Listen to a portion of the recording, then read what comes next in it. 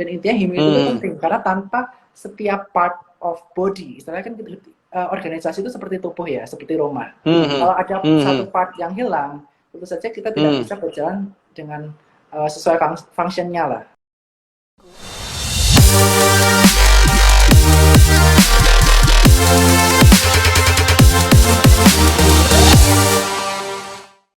Kali ini di Consulting kita akan IG Live bersama dengan salah satu narasumber yang sangat luar biasa menurut kami ya. Masih sangat muda, masih sangat muda ya.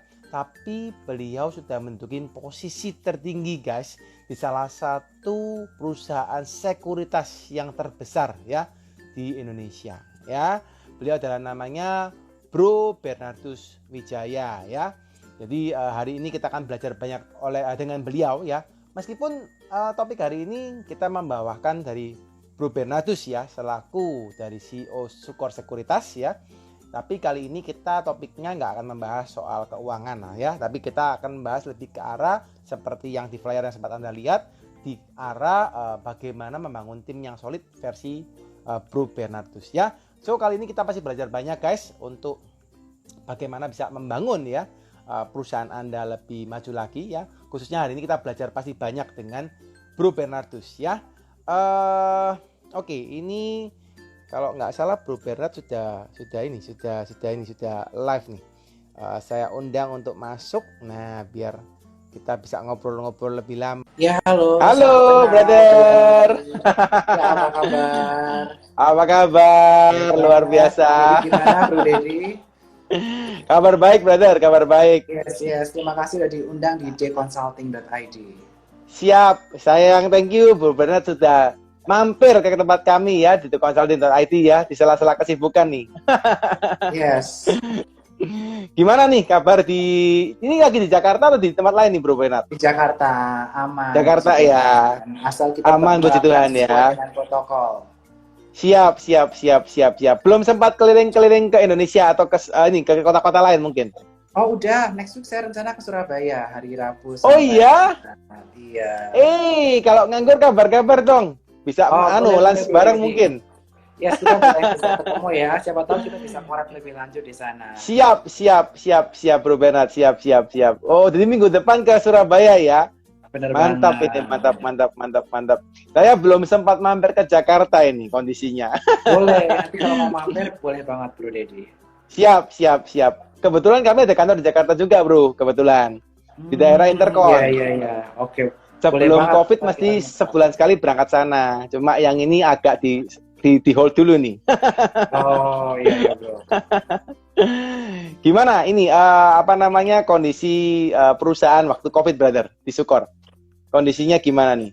Nah, kalau untuk kondisi COVID ini sekarang kondisinya udah masih WFA ya sebetulnya untuk Sukor Sekuritas. Yes. Dan kita menerapkan protokol untuk teman-teman yang masuk dan kapasitas masih kita batasi di 25%. Dan untuk 25% brother berarti ya? 25% yes. Dan untuk karyawan lainnya tetap yang bisa work from home, kita rekomendasikan untuk work from home untuk istilahnya supaya mereka lebih aman, lebih jauh dari exposure virus dan juga lebih keluarga. Tetapi tentunya kita tetap terapkan sistem monitoring dan juga kontrol supaya mereka betul-betul melakukan hal yang terbaik dalam pekerjaan dan tidak menghambat bisnis as usual-nya seperti itu. Oh, oke. Jadi belum jalan normal ya, brother, di sana ya? Masih membatasin juga ya untuk bekerja ya? Bener banget, Bro. Iya. Gitu kalau misalnya di Sukor gitu berarti teman-teman komputer dibawa dulu ke rumah gitu kali ya? Kalau yang server-server besar tuh? Enggak, kan kita ada laptop kita kasih karyawan, kita kasih akses VPN. Jadi semua karyawan kita bisa akses komputernya yang di kantor, kita sewain laptop sehingga betul mereka masih bisa bekerja sesuai dengan business as usual. Oh, oke. Nice. Ini mau nggak mau ya, brother ya, karena COVID ya. Jadi mesti protokol WFH harus dilakukan ini. Yes, benar banget, Bro. Oke. Ini Bro Bernard ya, ini kan kalau kita biasanya ngundang narasumber ya ke acara IG Live kita ya. biasanya kita nih pengen kulik-kulik nih Bro Bernard ya mengenai kisah latar belakang narasumber ya, kisah suksesnya, terutama jatuh bangunnya gitu kan. Kalau orang lihat kan sekarang suksesnya aja gitu ya. Mungkin Ya, kalau Bro betul. Bernard sekarang wah kelihatan Bro Bernardus Wijaya, CEO Sukor Sekuritas di usia yang masih relatif muda gitu ya. Terus Ya, kelihatannya betul, sekarangnya Pak. keren. Nah, tapi belakangnya ini yang belum tahu nih perjalanannya. Ya, Hari ini betul kita mau banget. kulik-kulik ya, brother ya. Hari ini mau Boleh kulik-kulik ya. banget, Bro Deddy. Siap, siap, siap. Nah, mungkin boleh, brother, diceritakan, brother, kisah hidupnya, mungkin sampai kok sekarang jadi CEO, mungkin masih relatif muda kan ya, brother ya, Ya, betul banget. usianya ya. Jadi Hmm. sebelumnya saya lulus dari ITB, saya kuliah Teknik Kimia di Bandung, lulus tahun Oke, 2013. Saya angkatan 2009. 2013. Yes, benar Hmm. banget. Dan juga kemudian di tahun 2013, waktu itu kan oil price sedang turun banget. Nah, kita Yes, yang di yes, yes. jurusan chemical engineering susah untuk cari pekerjaan di bidang oil company. Nah, that's why waktu itu saya Oh. memutuskan untuk kerja di ibu kota lah, di Jakarta, dengan Hmm, tujuan untuk hmm, hmm. mendapatkan ya salary kan lebih bagus ya di ibu kota, terutama di sektor keuangan, di perbankan. Yes. Dalam hal ini Hmm. saya bisa diterima di Citibank Indonesia sebagai City manajemen associate. Indonesia. Yes. Oke. Nah, di situ saya masuk sebagai manajemen trainee, manajemen associate. Jadi kita benar-benar di grooming langsung sama HRD plus sama jajaran top manajemen. Jadi bersyukur banget Hmm. sama Tuhan bisa masuk ke Hmm. manajemen associate. Nah, di situ saya masuk rotasi satu itu di kustodian. Di istilahnya bank kustodian itu Securities and Fund Services. Nah, di bank kustodian itu Hmm. benar-benar belajar something yang really different dari bank yang kita biasanya konvensional itu. Karena di kita itu Hmm. ya kita transaksikan itu berupa efek saham, efek bond, dan juga Hmm. dalam transaksi aktivitas subscription redemption reksadana. Padahal waktu itu saya dari kampung, saya dari Jogja kan lahirnya, Hmm. terus kuliah di Hmm. ITB, saya nggak punya pengetahuan mengenai reksadana maupun Hmm. mengetahui mengenai bank kustodian. Jadi itu benar-benar belajar hal yang baru, terutama mengenai corporate Hmm. banking. Nah, di situ saya Hmm. dikasih project terkait mengenai uh, enhancement application, di mana pada tahun 2013 waktu itu ada regulatory requirement baru terkait tentang FATCA, karena kan kita Bank Amerika, jadi kita benar-benar harus comply regulasi di sana dan kita melakukan enhancement system. Nah, di situ saya benar-benar ditempa oleh supervisor Hmm. saya masih ingat Bu Hema, dia benar-benar melatih kedisiplinan saya, melatih detail setiap detail yang saya lakukan, karena betul kerja di perusahaan keuangan itu harus detail. Nah, itu yang saya pelajari di Citibank pertama kali. Dan juga terkait tentang enhancement sistem aplikasi. Karena aplikasi Hmm. merupakan the future of banking. Digital banking adalah masa depan Hmm. semuanya. Nah, that's why nanti kalau kita ada cerita di Sukor, saya membangun aplikasi online trading Sukor, yaitu Spot Generation. Nah, kemudian di sini saya juga belajar mengenai IT, karena rotasi kedua saya di project manajemen IT. Kemudian saya juga dikirim untuk training di Hong Kong berkaitan tentang corporate finance selama 1,5 bulan. Kemudian saya juga training berkaitan tentang operation teknologi selama 2 minggu di Singapura. Nah, dari training itulah yang membangun saya memiliki mindset yang lebih sharp, lebih tajam untuk melakukan inovasi di bidang perbankan, terutama di Citibank. Dan akhirnya di tahun terakhir di Citibank saya ditempatkan sebagai pre-processing head di divisi TTS Ops, Treasury and Trade Services di Citibank Indonesia. Nah, pada tahun 2016 itu kan booming-boomingnya tuh. Booming-boomingnya sama namanya fintech. Setiap anak muda itu pengen masuk ke startup, ke fintech, dan lain-lain. Nah, pada waktu itu masih anak muda ya, nafsu ya. Kita nafsu pengen ada legacy, pengen ada achievement yang menonjol di antara orang lain. Pada waktu itu kayaknya seperti itu. Nah, akhirnya tahun 2016 saya masuk Sukor Sekuritas, dan di situ saya handle project management IT untuk develop sistem aplikasi online trading. Nah, tetapi semuanya itu nggak berjalan dengan mudah. Awal mulanya itu bangun sistem yang versi pertama itu benar-benar gagal lah, kurang lebih 1,5 tahun, udah kerja capek-capek, testing sana-sini, tapi gagal. Karena kenapa? Karena kita waktu itu testingnya nggak menyeluruh, kemudian kita benar-benar dalam pemilihan vendor kita kurang tepat, dan juga kita kurang gather requirement dari user. Nah, tahun 2017 akhir di semester 2-nya kita cari vendor baru dan kita speed up the process of development system online trading. Dan akhirnya tahun 2018 itu menjadi titik balik di mana kita memiliki aplikasi online trading pertama yang ada di mobile dan ada di Android yang bisa available di Mac dan juga di Windows. Nah, disitulah awal mula saya merasa percaya diri untuk bisa membantu masyarakat luas, terutama melalui online trading system. Dalam hal ini adalah investasi dan trading di pasar saham seperti itu. Ya.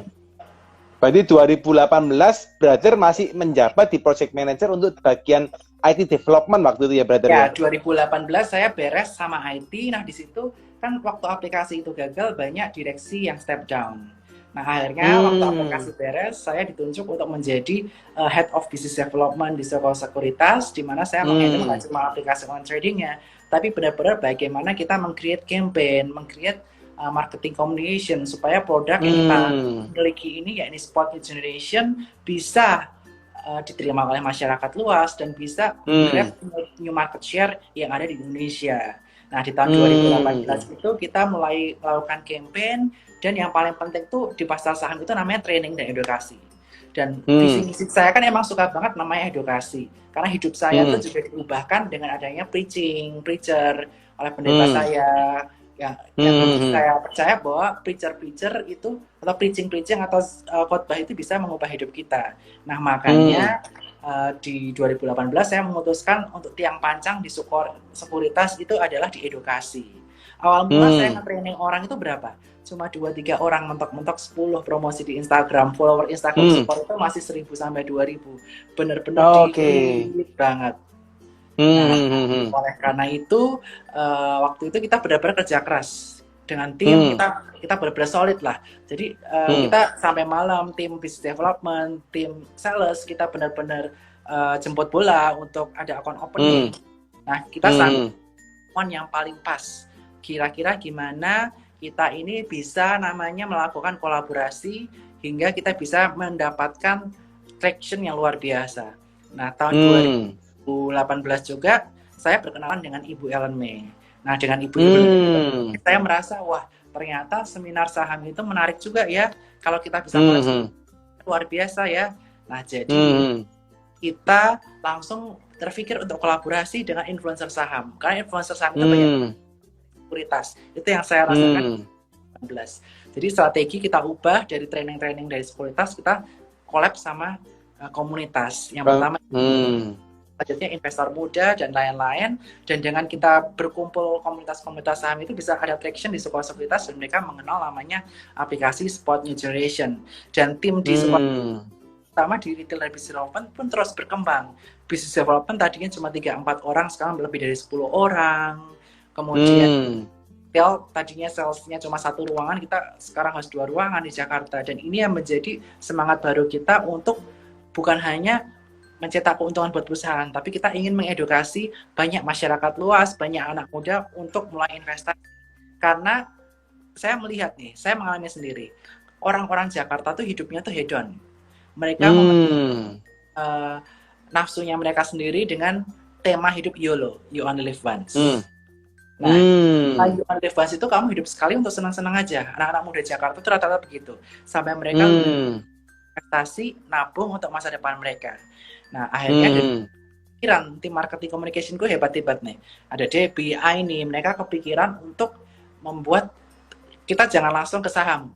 Kita berangkat dari keresahan masyarakat, keresahan anak muda dengan gaya hidup YOLO. Nah, dari gaya hidup YOLO itu kita langsung turunkan dan kita turunkan mereka harus namanya investasi, mengumpulkan dana darurat sampai akhirnya investasi. Dan dari situ edukasi kita udah luar biasa. Kita event udah lebih ratusan event yang kita lakukan, puluhan ribu orang yang kita training, dan total convert jadi nasabah dari tahun 2018 itu udah lebih dari 10.000. Jadi itu achievementnya. Mantap. Puluhan ribu masyarakat, terutama anak muda yang menjadi target market kita. Begitu. Yes. Keren, brother. Dalam waktu almost 2 tahun ya, 2 years ya. Yes, kamu you bisa convert 10.000 nasabah baru. Ih, keren. Yes, puji Tuhan. God grace lah. Dan itu semua by online ya, brother ya. Maksudnya mereka trading by online ya.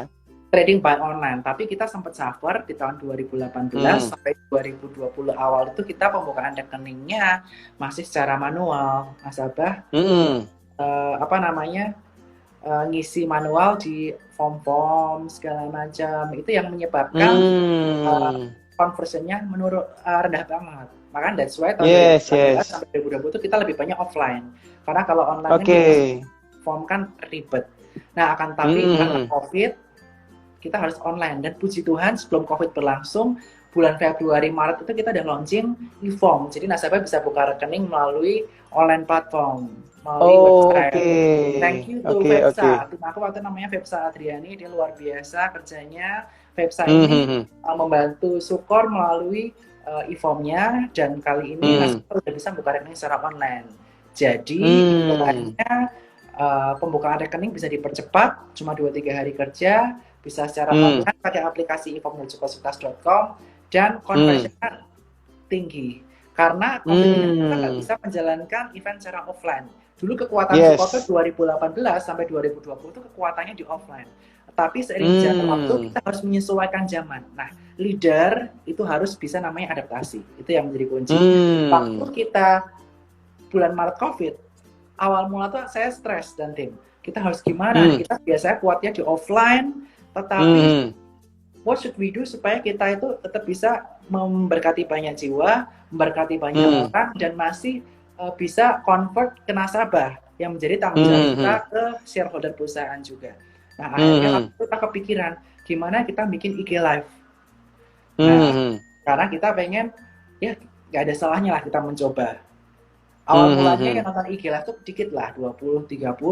Sampai sekarang kita IG Live rutin tiap hari Selasa si Talks, yang tiap hari Jumat tuh Talks, Trader Talks, yang Selasa CEO Talks. Yang nonton minimal itu 150 lah. Dan sempat mencapai 15.000 di tiap IG Live dengan Sukor Sekuritas. Jadi branding kita udah mulai jalan. Jadi intinya selain kita perlu adaptasi, kita perlu namanya persisten. Jadi awal mula kayak tadi event offline cuma 2-10 orang. Terus selanjutnya kita event offline di Solo kita sampai 2.000-3.000 orang.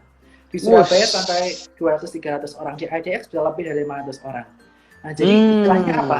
Untuk kita bisa mencapai jumlah yang besar, kita harus setia dalam perkara kecil terlebih dahulu. 2-3 orang sampai 10 orang kita layani dengan baik, kita berikan edukasi yang baik, dan tentunya dengan kita melayani dengan yang paling baik, dengan jumlah sedikit pun itu akan melatih diri kita juga. Public speaking jadi lebih bagus, ngomong sama dikit orang sampai kita jadi lebih percaya depan kamera, percaya diri. Itu perlu banget. Jadi kita harus ada perkara kecil. Kenapa? Karena bukan karena kita itu kalau langsung gede, ya tentunya kita hasilnya nggak akan bagus kalau kita belum mulai dari dikit dulu. Kalau kita masih dikit-dikit, kita bisa cari feedback dari orang-orang yang mengamati event tersebut. Nah dengan kita event sering-sering, saya udah 200 event lebih, saya udah trainingin lah dari tahun 2018 lah. Jadi makanya saya ngomongnya lancar banget nih. Nah dari 2018 training, dari jumlah 2 sampai ribuan. Itu yang diperlukan namanya persisten dan tidak pantang menyerah. Itu yang perlu diperhatikan oleh seorang leader. Dan tentu saja humility itu penting banget. Kenapa humility? Karena dari kita posisi di bawah sampai atas itu semuanya kan pasti kita nggak bisa berjalan sendiri. Saya butuh tim saya di business development, mereka butuh saya juga untuk ngasih arahan. Tim retail butuh saya untuk dapat database nasabah, saya butuh mereka untuk eksekusi di lapangan.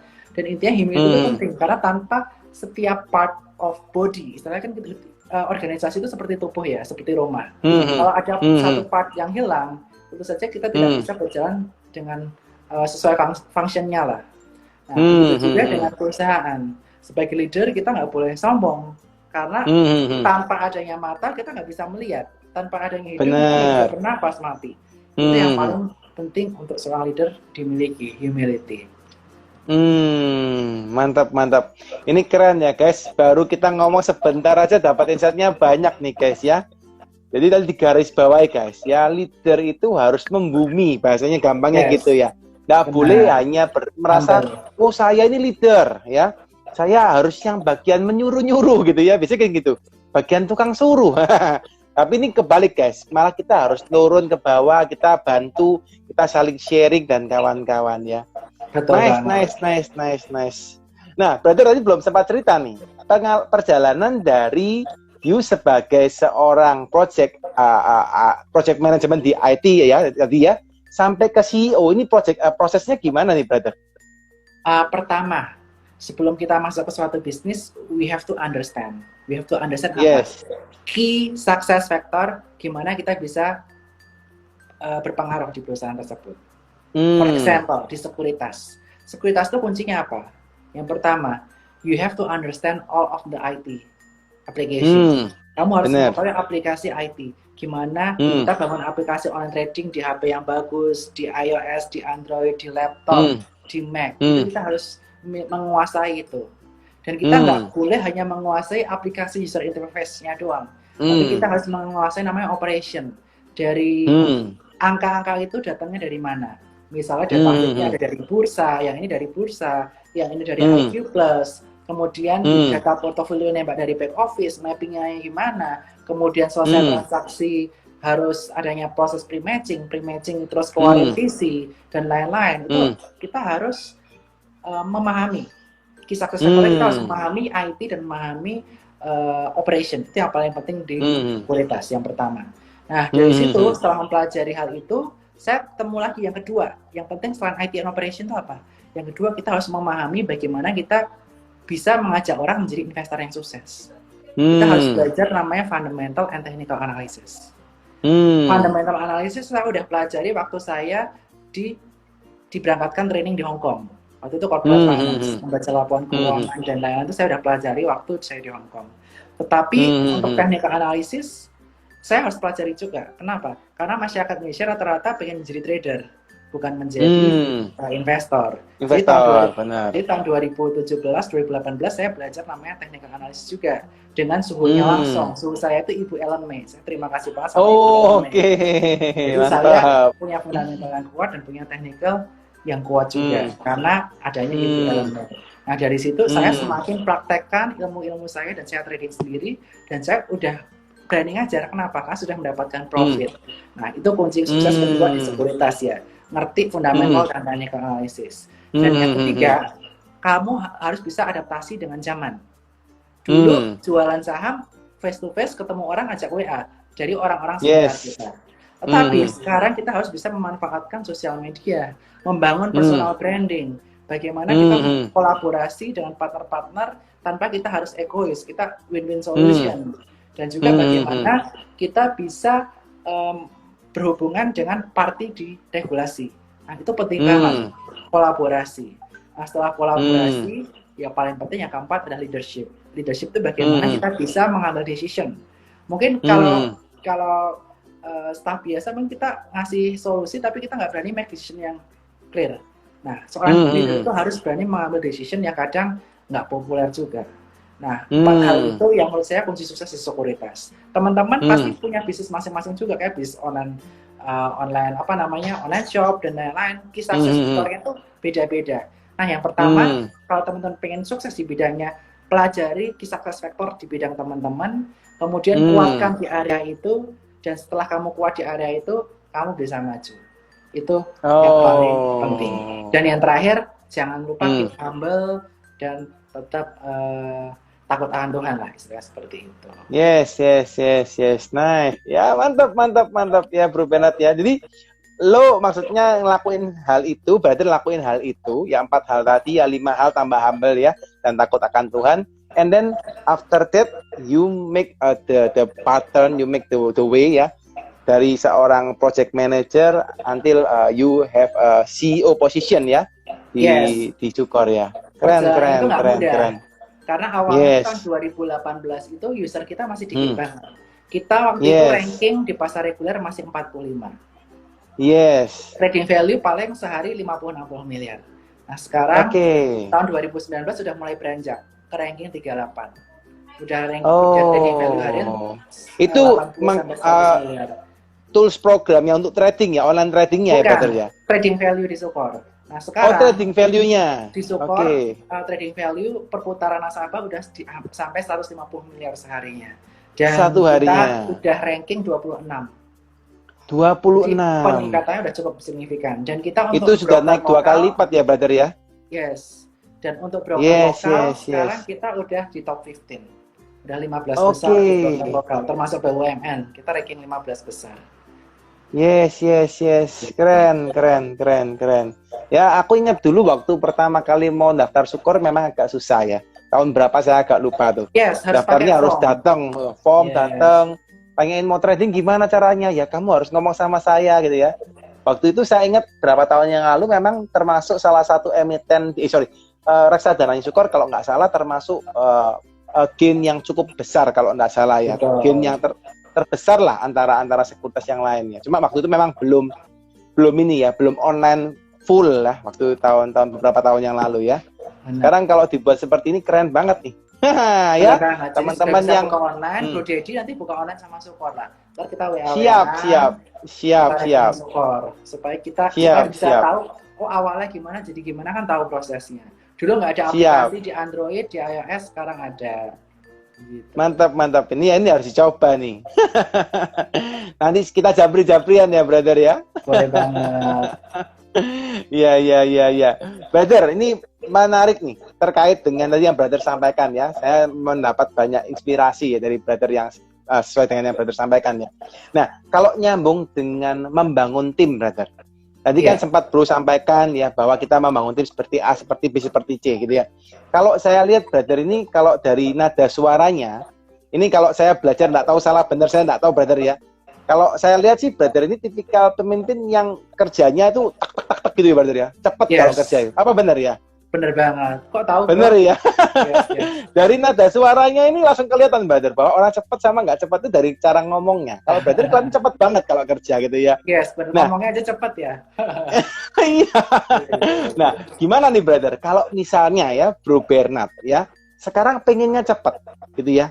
Lalu dapat tim ya, di mana tim kan kadang-kadang nggak bisa nyamain dengan kecepatan kita ya. Kadang-kadang ada mungkin tim yang rada mungkin average gitu ya, atau mungkin agak mohon maaf agak lambat gitu ya. Bro Bernard menyikapi tim seperti ini seperti apa, brother? Nah, gini. Yang pertama yang paling penting kita lakukan sebagai seorang leader adalah we have to share our vision. Kita harus cerita itu di mana. Visi kita mau kayak apa itu harus kita ceritain terus ke tim kita. Kenapa? Kalau kita nggak jual atau kita nggak cerita mimpi kita tentang perusahaan ini, mimpi kita, kita dan untuk mereka nggak akan bergerak dengan lebih semangat dan dengan hati. Nah, kata kunci itu dengan hati. Nah, apabila kita share vision kita, udah share pipeline yang akan ada, project pipeline-nya dan timeline-nya, tentunya kita akan jadi paham, oh urgency ini tuh untuk ini untuk ini. Nah, itu tuh paham. Jadi pertama we have to tell the urgency, we have to tell our vision, supaya mereka itu, oh, aku tuh berguna loh di perusahaan ini. Kalau aku nggak melakukan perusahaan aku nggak bisa begini loh. Terus ntar kalau aku perusahaannya udah gede aku bisa begini loh. We have to tell everything. Kita harus cerita semuanya. Nah setelah itu pasti mereka akan secara nggak sadar mereka akan semangat untuk bekerja. Dan sebagai seorang poin yang kedua, we lead by example yang paling penting. Kita jangan cuma tapi kita tunjukkan bahwa kita punya hati untuk bekerja ini. Kita benar-benar kita pengen perusahaan ini besar. Kalau kita sendiri punya hati untuk ngerjain, kita punya hati untuk membesarkan perusahaan, tentunya mereka, tim kita akan melihat, oh bos aku aja kerja begini, supervisor aja begini, masa aku enggak sih? Masa aku pengen mensupport supervisorku, intinya apa gitu. Dan yang ketiga sih, kata di paling penting, selain kita lead by example, itu adalah humility juga. Kita mau ngobrol, dan kita mau harusnya ngerjainnya seperti apa. Dan dengan itu mereka akan sadar, oh ternyata begini toh. Oh gitu. Nah, dengan 3 hal itu kita bisa memimpin dengan lebih baik. Dan yang paling penting, sebelum kamu jadi leader juga, supaya mereka respect kamu, you have to understand everything. Kalau kamu sebagai seorang leader nggak punya kemampuan technical skill, hard skill yang bisa bikin mereka respect kamu, ini akan susah. Karena di sekuritas itu very technical kan industrinya. Kalau saya proses IT, operation, proses pemilihan saham, stock picking secara fundamental, technical, kemudian nggak punya kemampuan marketing, public speaking yang bagus, tentunya mereka nggak akan bisa. Nah, karena saya udah punya technical skill, mereka menjadi respect saya juga. Nah, that's why selain 3 hal tadi, we have to have like the technical skill kayak tadi. Hard skill is very important juga. Hmm. Ya, ya, ya, ya, ya. Terus habis lu lakuin itu, mereka akan maksudnya berusaha untuk reach your speed ya, brother ya? Bener Atau gimana, banget. brother? Mereka Oh, reach, oke. ya awal-awal mereka pasti slow, tapi lama-lama ini tolong cepet dong karena kebutuhannya untuk ini. Gini dong karena ini kita butuh urgent gini-gini. Lama-lama mereka bisa mengikuti speed kita. Dan terbukti sekarang konten Instagram Oh. sekuritas sering banget. Kita sering banget ada IG live, mereka semangat untuk cari Hmm. tamu, cari konten. Terus Hmm. jumlah penambahan nasabah kita juga luar biasa, sebulan minimal Hmm. 500. Dan itu Hmm. yang menjadi blessing lah buat kita. Jadi semuanya itu nggak bisa Hmm. kalau cuma one man show, kita harus bekerja secara bersama-sama. Seperti namanya tubuh Hmm. tadi. Mungkin saya menjadi Yes, kepala, yes. tapi mereka ada menjadi tangan, menjadi jantung, menjadi kaki dan lain sebagainya begitu. Ya, ya, ya, ya, ya, ya. Keren, keren, keren ya. Ini memang nggak gampang ya, brother ya. Kalau boleh tahu nih, brother. You sekarang memimpin berapa ratus orang, brother? Atau berapa, nggak tahu, mungkin di Sikor berapa ratus orang tuh yang dipimpin Di oleh support brother? kita ada 130 orang. 130 orang ya. Dan Yes. itu apa, milenial semua kah? Atau Oh ada yang... enggak. Jadi ada yang usianya udah hampir pensiun, sampai Oke, 50 lah gitu. oke, oke, Jadi oke, bervariasi oke. lah. Dari 23, 24 sampai 55 usia yang saya Oke. pimpin. Mostly rata-rata banyak yang usia berapa, brother, kalau di Sukor? Kalau di Sukor kita 60-70% sampai umur 40 tahun lah. Di bawah Oh, 40 tahun 40 tahun. 60% Hmm. sampai 70%. Yes, yes, yes. Jadi malah yang di atas 40 tahun 60% ya, brother ya? Yes, yang di atas 40 tahun itu Yes. kurang lebih 30-40%. Oh, yang di 40 tahun malah 30-40%. Yang di Yes, bawahnya malah 60-70%. yes, benar banget. Yes, yes, yes, yes. Nah, brother, ini menarik nih. Saya pengen tahu. Kalau zaman dulu ya, nggak tahu zaman sekarang. Mungkin kan kita sama-sama milenial ya. Kalau Ya, setahu saya, dulu kalau usia-usia muda seperti kita ini menjadi CEO sebuah perusahaan, di mana perusahaan ini sudah berjalan, gitu ya. Lalu banyak tim-tim yang lebih tua, itu biasanya lebih susah untuk masuk dan betul. memimpin mereka. Ya, Itu pengalaman nggak, brother? Gimana pengalamannya tuh? ya. Kalau dari Bro Bernard nih. Yes, pengalamannya tentu ada. Penolakan itu Hmm. pasti ada karena mereka mungkin masih menganggap kita terlalu muda, terlalu kecil, belum experience dan lain sebagainya. Tetapi sekali lagi seperti saya sampaikan tadi, we have to prove, we have to show kalau kita bisa. Kita punya knowledge yang walaupun masih muda setara atau bahkan di atas mereka, sehingga they will respect. Yes. Nah, selain kita perlu belajar, mau belajar lebih supaya ilmu kita catch up sama mereka, yang kedua kita butuh humility supaya kita bisa sharing sama mereka juga, ngobrol sama mereka. Kemudian communication skill itu juga penting banget. Kita tunjukin kalau kita bisa berkomunikasi dengan baik, nggak membeda-bedakan, dan kita juga harus menunjukkan bahwa we need them juga. Kita tuh maju karena mereka juga. Kalau nggak ada mereka, tentunya kita nggak akan bisa maju di perusahaan ini. Seperti itu. Penolakan sih pasti ada. Yang penting kita harus proof bahwa kita punya technical skill yang walaupun kita experience-nya kurang, tapi kita punya lah. Dan bisa menunjukkan resultnya. Itu paling penting.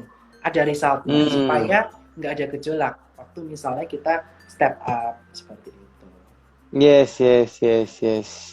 Nah, Bro Bernard, kalau tadi lah Bro cerita ya, maksudnya Bro juga ngerti technical skill, ngerti marketing skill gitu ya, leadership skill ya.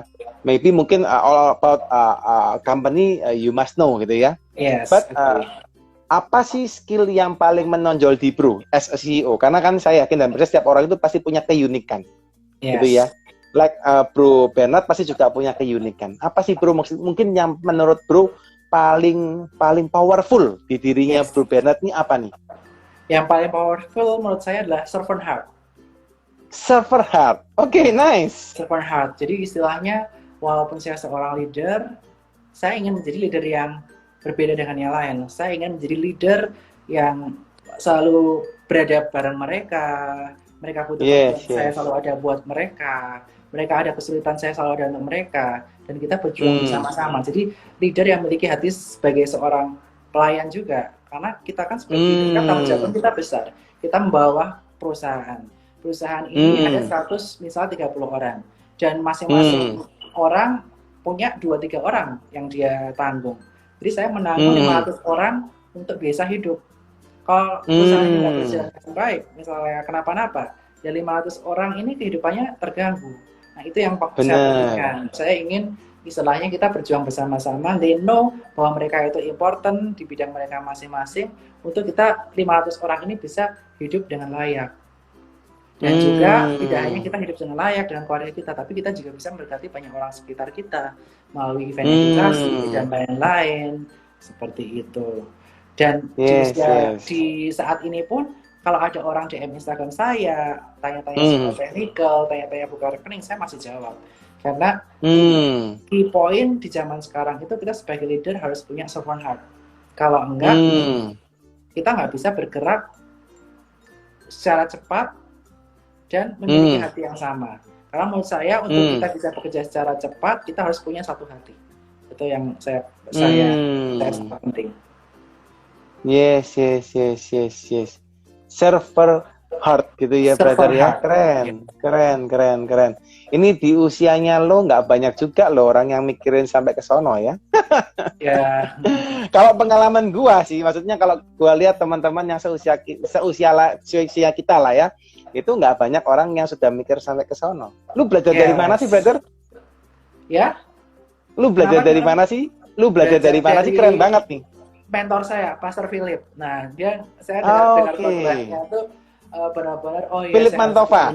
Philip Mantova. Oke. Jadi banyak revelation lah. Jadi kan kita tentunya punya role model lah ya di dunia ini. Yes. Role model kan kalau misalnya kita hidup nggak ada role model, kita nggak tahu kita tuh contohnya siapa sih leader yang bagus. Nah, kalau saya cari contoh leadernya ya Pastor Philip inilah. Nah, dia bermain dengan dia punya technical skill yang bagus untuk preaching, dia punya humble juga. Yes. Gitu. Oh, so you just melihat atau mengamati gitu ya, mengamati beliau. Dan dengerin khotbahnya dia. Kan tentunya dari dia perkataannya kan pasti ada revelation, banyak ada yang kita ambil lah. Jadi kita tuh emang harus humble. Kenapa tadi? Kita harus humble itu karena kalau kita nggak humble, kita nggak bakal dengar dari orang lain. Itu yang paling penting. Yes. Karena kita humble, kita mau dengerin pendeta itu ngomong apa, atau orang lain mentor kita ngomong apa. Tapi kalau kita tinggi hati, orang ini ngomong begini, padahal belum tentu yang dilakuin benar. Ya, namanya juga masih manusia ya, pasti ada salah. Ya kita ambil baik-baiknya aja. Kita bisa lihat donat dari bolongannya doang. Tapi kita lihat donat ada isinya juga. Kita lihat gelas itu jangan cuma dari kosongannya doang, tapi kita lihat yang ada airnya. Itu yang harus kita lihat dalam kehidupan ini. Orang ngasih tahu kita, mungkin kita lihat, orang itu emang tradingnya cuan. Tetapi kita pasti di setiap perkataan orang itu ada revelation, ada hikmat yang bisa masuk ke kita, yang kita pelajari sebagai ilmu bekal kita di masa yang akan datang. Makanya saya nggak pernah peduli dia itu tradingnya cuan atau enggak dan lain-lain, tapi kalau dia mengajari sesuatu yang baik, make sense dan bisa dipraktekin, kenapa enggak? Ya. Keren. Ini mungkin sambil teman-teman dengerin ya, kalau seandainya ada yang mau ditanyakan, monggo silakan teman-teman yang mau bertanya. Ini ada nih pertanyaan dari siapa nih? Kak Nani ya, Sugiyarti. Kak Bernard usianya berapa sih? Ini langsung tanya to the point nih, brother. Usianya 29 tahun ini. 29 kawan ya, 29 guys ya, masih sangat relatif muda. Berarti itu tahun berapa ya? Tahun 91 berarti ya? 91 benar. Wih, keren, 91 Bro, ya. tahun berapa, Bro Dedi? Saya 86, brother. Oh, 86, 5 tahun di atas. Yes, kita pasti nggak tahu lah. Nggak jauh. Ya, nggak jauh. Iya. Jadi 91. Yes. Nah, ini menarik sih ya. Jadi, teman-teman kalau belajar dari Bro Bernard ini, tak lihat dia mempraktekkan sekali apa yang namanya sebagai pemimpin, sebagai pelayan. Ya, kalau saya pernah belajar dari ini ya, brother ya. Mungkin Bro juga pernah tahu namanya Paulus Bambang, brother. Pernah dengar nggak? Saya ya, Pak Paulus Bambang. Saya pernah collab Oke, beliau, shoot bareng. ya ya, collab Sukor dengan Pak Paulus ya. Juga dengan Pak Paulus, betul. Siap, siap. Beliau mentor mentor saya, brother. Ya mentor Wow. secara organisasi. Kita punya satu organisasi namanya KBC ya, Kingdom Business Community. And then beliau juga mengajarkan, brother, ada 7 karakter kepemimpinan, ya 7 karakter kepemimpinan. Yang pertama adalah karakter kepemimpinan seperti penjajah, gitu. Kalau mungkin Bro Bernard pernah baca bukunya leadership ya, by Paulus Bambang ya. Nah, yang pertama dia punya ini ya, karakter yang pertama adalah sebagai penjajah, mungkin sebagai penjajah. Yang kedua sebagai pemungut cukai, gitu bahasanya gitu ya. Yang ketiga sebagai pengawas, yang keempat sebagai petani, yang kelima ini sebagai pelayan, brother. Ya. Ini yang Bro sampaikan. Ada lagi yang keenam dia sampaikan sebagai penggembala, ya. Yang ketujuh, yang terakhir dia sampaikan sebagai parents. Dan ini menarik sih, karena Bro sudah terapkan itu di Sukor ya, server heart ya. Jadi kita melayani tim kita, bagaimana kita bisa melayani tim kita lebih baik ya, supaya mereka juga bisa lebih berkembang ya. Menarik. Ya. Ini ada pertanyaan lagi nih, brother, dari Kak Deska ya, Karin Panjaitan. Ini langsung nih. Kenapa dulu terpikir buka Sukor Sekuritas? Apa kelebihan Sukor Sekuritas ya, Bro Bernard? Ini langsung tanya to the point nih, brother. Jadi saya itu di Sukor Sekuritas tuh bukan owner namanya Bu Indra. Saya ini profesional yang di-hire dan saat ini menjadi CEO, istilahnya begitu. Nah, kenapa harus buka Sukor Sekuritas ya? Ini langsung nanya nih. Jadi Sukor Sekuritas itu fee-nya itu paling murah, 0,15, 0,25. Kita nggak ada fee bulanan, kita benar-benar fee bulanannya itu ke bursa kita subsidi dengan tujuan apa? Kita pengen mengenalkan investasi dan trading saham itu ke semua masyarakat. Dan tentunya saja aplikasi Sukor Sekuritas ini real time, nggak lag, dan hampir nggak pernah nge-lag lah. Itu paling penting untuk trading saham dan investasi saham. Dan tentu saja kita sering mengadakan edukasi yang menjadi core kita minimal seminggu 3 kali. Itu ada di hari Selasa, Jumat, dan ada hari Sabtu untuk webinarnya, dengan tujuan supaya benar-benar mereka trading bukan gambling, investasi bukan gambling, tapi semua ada dasar dari keputusannya. Seperti itu. Yes. Kalau penasaran, buruan tuh follow ya IG-nya Sukor Sekuritas, guys. langsung daftar ya, ada e-formnya langsung, guys. Biar bisa belajar ya. Yes, pada buka Sukor Sekuritas ya. Nanti kita akan sering nonton bareng IG Live Sukor Sekuritas bareng saya. Besok saya juga ada IG Live, follow aja di @Sukor-Sekuritas, besok bareng CEO MNCN, Pak David Audi. Mantap. Bro pernah tahu enggak, Bro, ini satu komunitas namanya HBC? Pernah tahu enggak? Belum tahu. Happy Billionaire Community. Oh, belum tahu saya. Oh, belum pernah tahu ya, brother ya? Belum pernah. Pimpinannya namanya ini, brother. Bro Kunardi Halim sama Bro Johan. Itu beliau punya satu komunitas, brother. Mungkin dia punya ribuan atau puluhan ribu member. Itu untuk ini ya. Jadi diajarkan untuk edukasi saham. Wah, boleh belum banget. Pernah tahu ya, brother? Kenalin dong, ntar ya. Nanti, brother, nanti. Ini kelihatannya bisa disambungin nih. Kita set up meeting ya. Siap. Kebetulan beliau di Tangerang, brother. Oh. Di Tangerang.